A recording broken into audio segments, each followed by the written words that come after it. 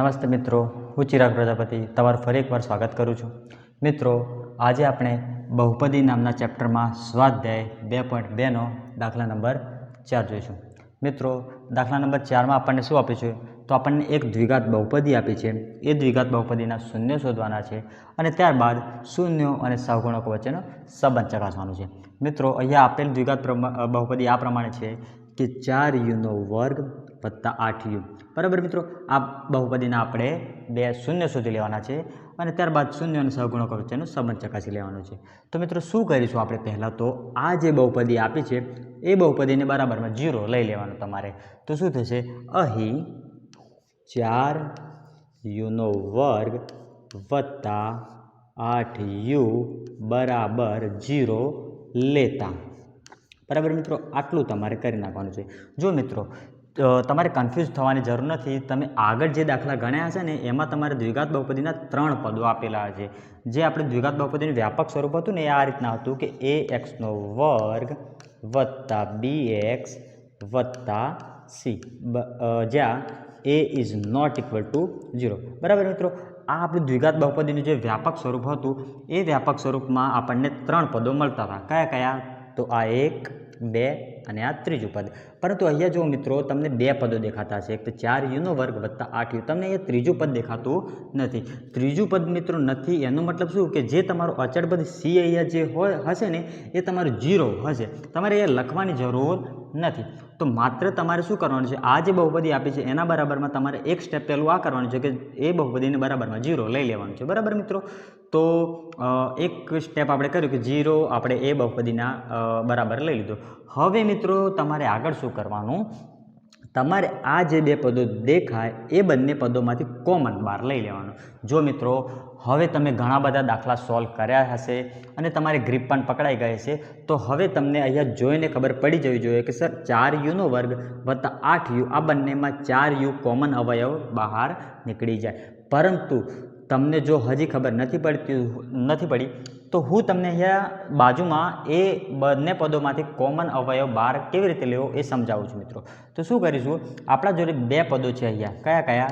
4u² અને બીજું પદ છે મારા જોડે 8u. જો મિત્રો, તમે આમ પણ કહી શકો છો કે સર 4 અને 8 આ બંનેમાં કોમન અવયવ 4 થઈ જાય, જેમ કે 4ના ઘડિયામાં 8 આવી જાય. પરંતુ આટલી આઈડિયા નથી આવતી તો તમે સીધું શું કરો? આ 4ના ભાગ પાડો. 4ના ભાગ કેવી રીતે પાડશો? 2 ગુણ્યા 2. 2 ગુણ્યા 2 4 થયા. u² એટલે તમે કેવી રીતે લખો કે સર u ગુણ્યા u. તો જો મિત્રો, આ 4u² મેં ભાગ પાડી દીધા.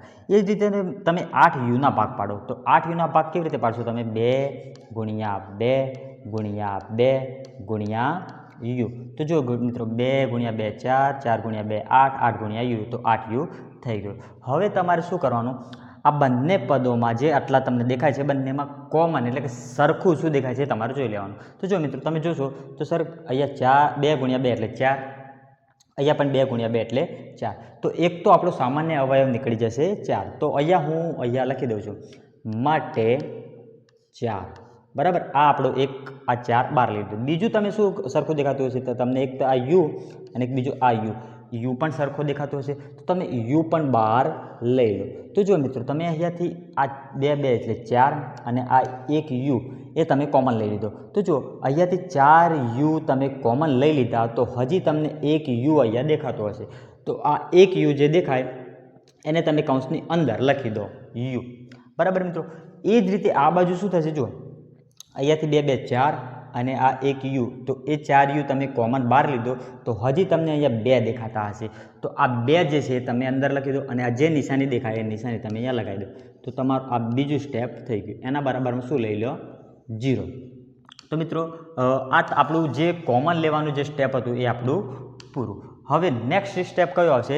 તો તમે આ 2 પદો એટલે કે 4u એક પદ અને બીજું પદ છે u વત્તા 2 આ બીજું પદ. તો આ બંને પદોમાં આપણે શું કરીશું? બંને પદોને વારાફરતી આપણે 0 સાથે સરખાઈ દઈશું. તો શું થશે? પહેલાં તો 4u બરાબર 0 કરો. માટે 4u બરાબર 0 એટલે કે 4u ને મેં 0 સાથે સરખાવ્યું. બીજું પદ કયું થશે? u વત્તા 2 ને તમે 0 સાથે સરખાવો તો u + 2 બરાબર 0. બરાબર મિત્રો, આટલું થઈ જાય પછી તમારે શું કરવાનું છે, આ યુને અહીંયા જવા દેવાનું, આ 4ને ઉપાડીને બરાબરને બીજી બાજુ લઈ લેવાનું. એટલે કે આ 4 યુ અહીંયા ગુણાકારમાં છે, આ 4ને પેલી સાઈડ લેશો તો ક્યાં જતો રહેશે, 0ના છેદમાં જતો રહેશે. તો શું વધશે, છેલ્લું પદ તમારું. જો તમે ડાયરેક્ટ લખવું હોય તો બી લખી શકો છો મિત્રો. તમે લખી શકો, જોઈ શકો છો કે જો સર આ 4 અને આ 0, તો 4ને હું 0ના છેદમાં લખું તો 0/4 બરાબર 0 થઈ જાય. તો તમે ડાયરેક્ટ અહીંયા યુ બરાબર 0 લખવું હોય તો લખી શકો છો. અને જો તમારે એક સ્ટેપ લખીને બતાવો તો પણ બતાવી શકો છો. તો શું થશે, અહીંયા યુ બરાબર 0 એના છેદમાં 4. તો 0/4 કરીએ તો આપણને ખબર છે યુ બરાબર 0/4 એટલે કેટલા થઈ જાય, 0 થઈ જાય. બરાબર મિત્રો. તો આપણું 1 શૂન્ય મળી ગયું 0. એ જ રીતે આ બાજુ શું થશે, યુ +2 બરાબર 0 છે. તો આ +2ને ઉપાડીને હું પેલી બાજુ લઈ જઈશ તો +2 શું થઈ જશે, -2 થઈ જાય. તો આપણા 2 શૂન્ય મળી ગયા. કયા યુ એક 0 મળ્યો અને યુની એક કિંમત -2 મળી. મિત્રો આ જ કહેવાય દ્વિઘાત બહુપદીના શૂન્યો. તમારે ક્રોસ વેરીફાઈ કરવું હોય તો તમે કરી શકો છો કે તમે આ જે દ્વિઘાત બહુપદી દેખાય એમાં એક વખત યુની જગ્યાએ 0 મૂકી અને સાદુરૂપ આપો તો આખી બહુપદીની કિંમત 0 થઈ જશે. બીજું, યુની જગ્યાએ તમે -2 અહીંયા મૂકી અને આખી બહુપદીનું સાદુરૂપ આપો તો તમારે એ પણ કિંમત 0 થઈ જશે. પરંતુ મિત્રો તમારે પરીક્ષામાં આ વસ્તુ કરવાની નથી. તમારે ત્યાં ક્રોસ વેરીફાઈ કરવાની જરૂર નથી. માત્ર ને માત્ર તમારે ત્યાં 2 શૂન્ય શોધી લેવાનું રહેશે. તો તમારા 2 શૂન્ય મળી ગયા, એક શૂન્ય 0 અને બીજું થઈ ગયું -2. તો તમે અહીંયા લખી શકો છો કે આમ માંગેલ દ્વિઘાત બહુપદીના 2 શૂન્યો 0 અને -2 થાય. બરાબર મિત્રો. જો તમને શૂન્ય શોધો ત્યાં સુધી પૂછે તો તમારો અહીંયા દાખલો પૂરો થઈ જાય. પરંતુ અહીંયા આપણને શૂન્યો અને સહગુણકો વચ્ચેનો સંબંધ ચકાસવાનું પણ કીધેલું છે. તો આપણે એ બંનેનો સંબંધ પણ ચકાસી લઈશું. તો સંબંધ ચકાસવા માટે શું કરીશું મિત્રો, તો શૂન્યોનો સરવાળો. શું કરીશું, શૂન્યોનો સરવાળો. હવે મિત્રો તમને ખબર હોવી જોઈએ કે શૂન્યોનો સરવાળો કોના જેટલો થાય.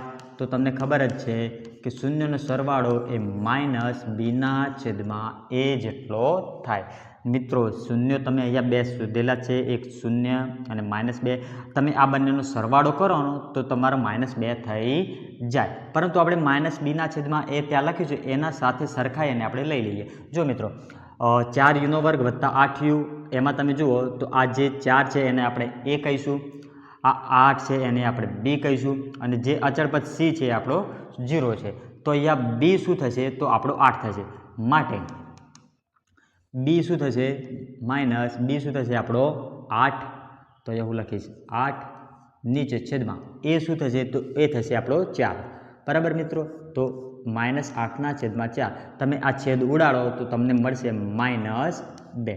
તો મિત્રો શૂન્યનો સરવાળો શું થઈ જાય, -2. જે તમે અહીંયાથી જોઈને પણ કહી શકો છો, 0 + -2 બંનેનો સરવાળો કરીશ તો સર -2 થઈ જાય. બરાબર મિત્રો. આગળ શું કરીશું, શૂન્યનો ગુણાકાર. શૂન્યનો ગુણાકાર.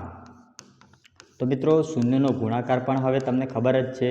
શૂન્યનો ગુણાકાર કોના બરાબર થશે, c/a જેટલો થાય. c તો આપણો અહીંયા 0 છે, a આપણો 4 છે. તો શું થશે આપણો, c આપણો 0 અને એના છેદમાં 4. તો મિત્રો હાલ જ મેં કીધું કે 0/4 કરો. ટૂંકમાં યાદ રાખવાનું, કોઈ પણ ગણિતમાં 0/4 ગમે તે સંખ્યા હોય એ જવાબ 0 જ થાય. તો અહીંયા શું થઈ જાય છે, 0/4 એટલે કે 0. તો આપણો શૂન્યનો ગુણાકાર પણ શું થઈ જાય, 0 થઈ જાય. જે તમે અહીંયાથી પણ જોઈ શકો છો, 0 × -2 કરશો તો એ 0 થઈ જશે. બરાબર મિત્રો. તો આપણો આજે સ્વાધ્યાય 2.2 દાખલા નંબર 4 હતો. અહીંયા આપણો કમ્પ્લીટ પૂરો થાય છે. તમે અંતમાં લખી શકો છો કે આ માંગેલ દ્વિઘાત બહુપદીના 2 શૂન્યો 0 અને -2 છે. મિત્રો જો તમને આ વિડીયો ગમ્યો હોય તો તમે લાઇક, શેર અને સબસ્ક્રાઈબ કરી શકો છો. બીજું, તમને કોઈ જગ્યાએ કન્ફ્યુઝન લાગી હોય અથવા તો ખબર ના પડી હોય તો બી તમે નીચે કોમેન્ટ બોક્સમાં કોમેન્ટ કરી અને જણાવી શકો છો. સમય રહેતા એનું પણ સોલ્યુશન લાવવાનો પ્રયાસ કરીશું. જય હિન્દ.